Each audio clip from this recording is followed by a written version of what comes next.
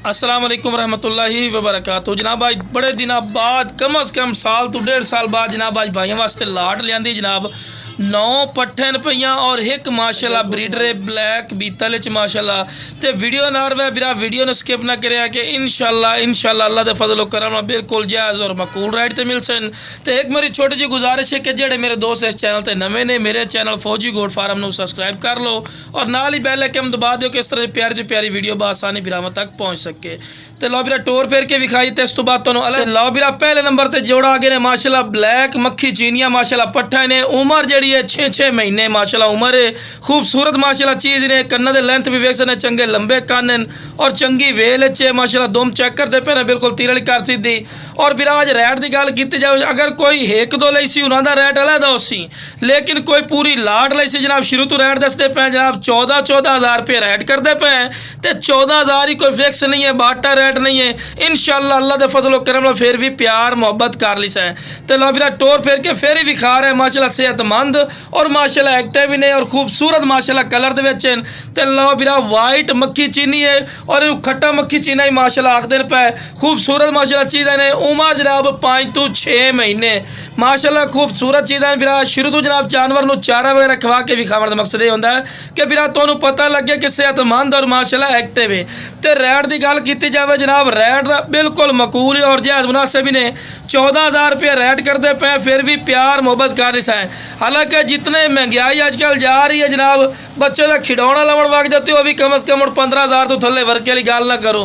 रात समझदा दिन जी डॉलर वधे पे लेकिन डॉलर भावें जितना जाए लेकिन इंशाल्लाह फौजी गोट फार्म का रैट उथों होसी इंशाल्लाह बिल्कुल जायज़ और मकबूल राइट ने। इंशाल्लाह जेड़ा बिरा शौक रखना चाहता है इंशाल्लाह आज तो साल तो 1.5-2 साल पहले वाला रैट आज तुहानू मिल रही है बिल्कुल सस्ता और माशाल्लाह कम कीमत दे विच। तो इस तो फायदा चक्को जनाब 14,000 रुपये रैट करते पे लेकिन इंशाल्लाह जेड़ा बिरा पहले कॉल कर सी इंशाल्लाह फौजी गोट फार्म वाले उन्होंने फखरिया पेशकश दे सन। तो माशाल्लाह जोड़ा जोड़ा करके विखा रहे हैं बिरा तंदुरुस्त और माशाल्लाह सेहतमंदी ने।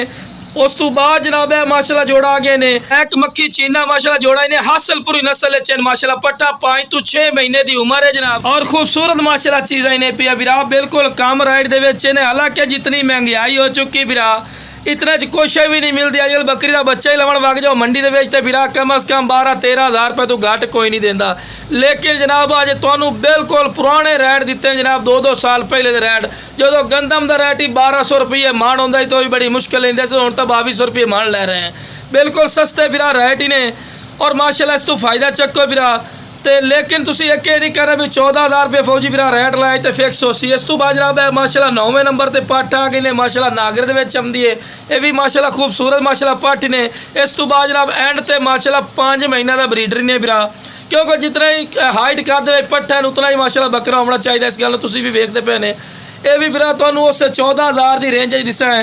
तो जिस बिरा चाहिए इंशाल्लाह स्क्रीन पर नंबर चलता फिर इससे रबता करा है इंशाल्लाह अल्लाह दे फजल करम नाल बिरावां नाल प्यार मुहब्बत रह लिसा है जिवें बिरा खुश हो सन। तो खूबसूरती और हुसन तुहाडी अक्खां दे सामने बिरा है पिया। अगर तुसीं साडे कोल आके लवना चाहो जनाब साडी लोकेशन है लुडन शहर जिला बिहाड़ी लुडन मेन अड्डे ते UBL बैंक और PSO पंप दे बिल्कुल सामने जनाब इत्थे तुसीं आके भी बिरा जानवर लै सकदे ने। ओके जनाब अस्सलाम वालेकुम रहमतुल्लाहि व बरकातहू।